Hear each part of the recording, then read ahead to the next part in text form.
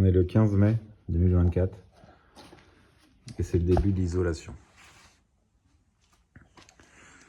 Donc on va mettre de la laine de bois en 4 cm d'épaisseur qu'on va poser sur tout le tour, donc pas cette partie-là, hein. Cette partie-là elle sera rejointée à la chaux, mais tous les murs extérieurs. On va les plaquer en laine de bois.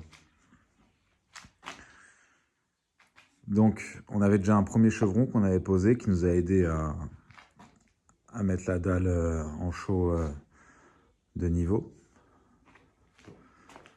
Donc là, ça a bien séché, hein. On peut marcher dessus. Elle n'est pas encore sèche à cœur, mais on peut marcher dessus. Et donc là, ça consiste à poser des chevrons.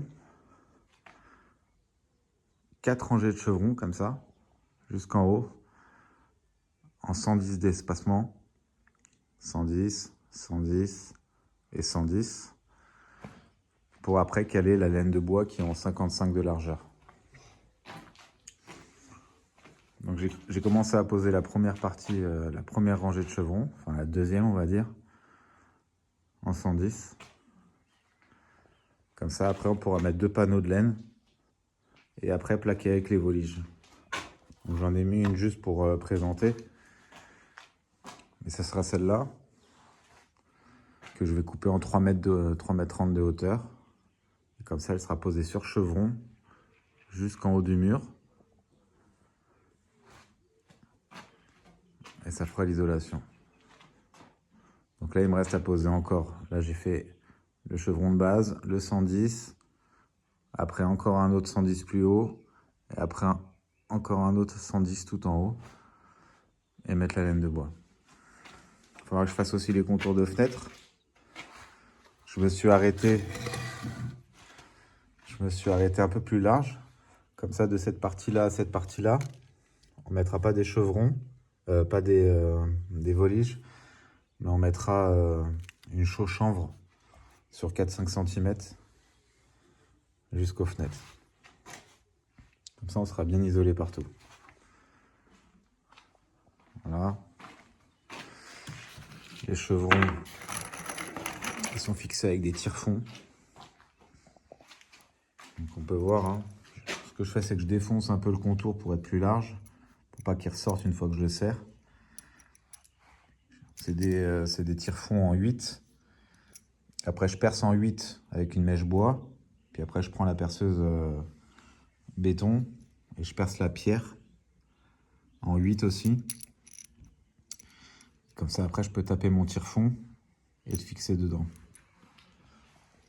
Et le but du jeu, c'est de trouver de la pierre et de ne pas tomber dans un joint, parce que le joint, il tient rien. La chaux, c'est pas... ça fait pas le taf. Et le tire-fond, il se présente comme ça. Donc au final, tu rentres le tire-fond comme ça. Donc là, il y a 4 cm de chevron. Et après, il rentre dans le bois comme ça.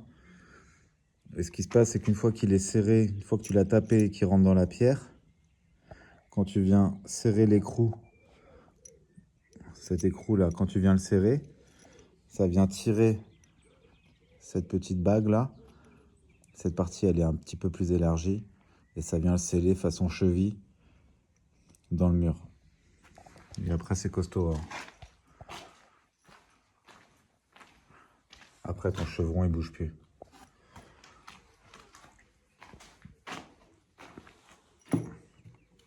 Tout ça, on l'a réglé au laser.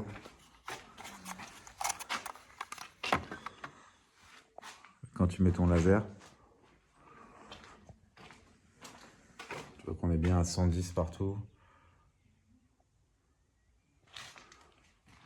C'est l'avantage du laser, hein. Au moins, tu es à 110 partout. Et puis après, j'ai créé de toute façon une petite cale. J'ai pris un bout de bois en 110, enfin que j'ai coupé en 110. Comme ça, je suis sûr d'avoir mon écartement. Ce qui me permettra après de bien caler ma laine de bois en 55, 2 x 55. Bien tassé, bien serré, pour faire une bonne isolation. Donc voilà, donc il me reste demain, je rattaque encore à mettre les autres chevrons. Je vais vous montrer la cuisine.